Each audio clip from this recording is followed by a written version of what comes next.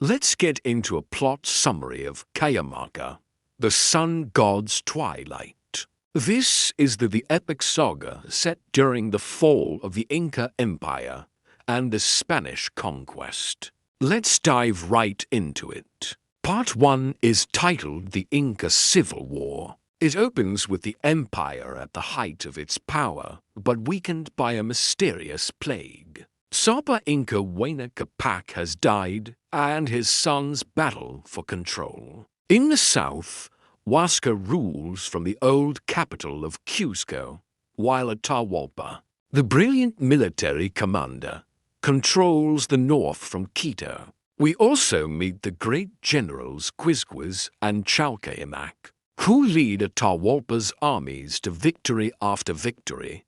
They crush Huasca's forces, taking the city of Tomabamba and executing its Inca lord, the rebel's brother, in cold blood. Finally, they march on the very gates of Cusco with thousands of troops. But the city walls hold. Meanwhile, we follow the conquistador Francisco Pizarro. Desperate to escape poverty, he has secured a royal contract granting him the riches of the rumored golden land of Burra, if he can find it. With a small, desperate force, he sets out across the ocean and begins the perilous ascent into the Andes. Hearing of the Inca Civil War, realizing that this division is a godsend opportunity, Part 2 is titled The Ambush at Cajamarca. Pizarro's small force, numbering fewer than 200 men, reaches the town of Cajamarca. Here, Atahualpa's victorious army of tens of thousands waits, terrified but resolute. Pizarro devises an audacious plan. Atahualpa, overconfident and eager to show off his wealth, agrees to meet the Spaniards in the town's main plaza. There, on November 16, 1532, Friar Vicente de Valverde presents the Sapa Inca with the requerimiento, a document demanding he accept Christianity and submit to Spanish rule. When Atahualpa, confused and offended, drops the offered Bible to the ground, the Spanish spring their ambush, using the shock of cannons and cavalry. They slaughter thousands of the largely unarmed Inca retinue and capture Atahualpa. Atahualpa, now a captive, offers a legendary ransom of gold and silver to secure his freedom. But the Spanish, fearing an attack from his generals, and now believing that Atahualpa murdered his captive brother, Huasca, stage a sham trial and execute Atahualpa by garrote. Part 3 is titled Manco Inca's Rebellion. Pizarro marches on Cusco. On the way, he installs a puppet Inca, Atahualpa, who dies soon after.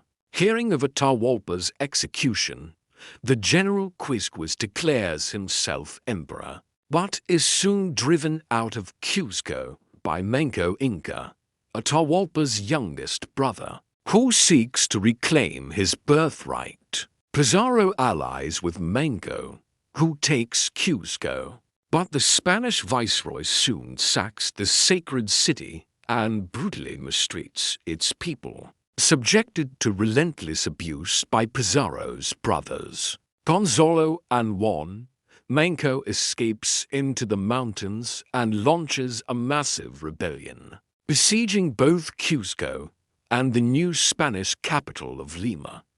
The rebellion is nearly successful, but is broken by the return of Diego de Almagro from a disastrous expedition to Chile. Bitter over being passed over for command, Almagro had raised an army of Spaniards in Chile, and now returns to Peru with 1,800 battle-hardened troops.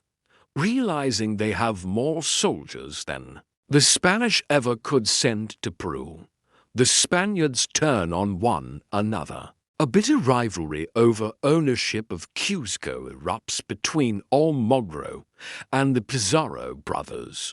Cusco, the jewel of the Inca, was to be divided between the two factions. The city becomes a battleground, and the civil war is on. Almagro's forces are defeated at the Battle of Los Salinas. He is captured and executed by Hernando Pizarro, cementing Pizarro's control over the Inca heartland. But he has made powerful enemies. Years later, these resentments bear fruit when Almagro's followers, the men of Chile, assassinate Francisco Pizarro in Lima and proclaim Almagro's son, El Mozo, as the new governor. This sparks a second Spanish Civil War, which is eventually crushed by a royalist army led by the Count of Lemos. The last Pizarro brother, Gonzalo, launches his own rebellion against the crown, aided by the terrifying Francisco de Carvajal, the demon of the Andes. This rebellion is finally quelled by the priest-president Pedro de la Gosca.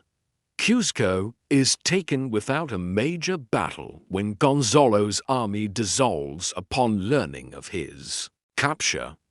Gonzalo and Carvajal are executed, in part for titled The Last Incas. Manco Inca establishes a Neo-Inca state in the remote jungle sanctuary of Vilcabamba. From there, he launches a guerrilla war against the Spanish. After Manco's death, his sons continue the resistance. Sayri Tupac is lured out of hiding by a false peace and dies. Mysteriously, Titu Cusi continues the fight while also dictating his own Inca-centric version of the conquest. The final Sopa Inca, Tupac Amaru, is captured in a brutal campaign ordered by the iron-willed viceroy, Francisco de Toledo, and is publicly executed in Cusco in 1572. The novel concludes by exploring the long-term consequences of these events, the brutal exploitation of the Potosi silver mines, the spiritual conquest, the rise of a syncretic Andean Christianity, and the ruinous economic impact of the treasure on Spain itself. The story of Ichigo and Cusi, the descendants of the main characters, shows how the seeds of their shared history grew in the new colonial world.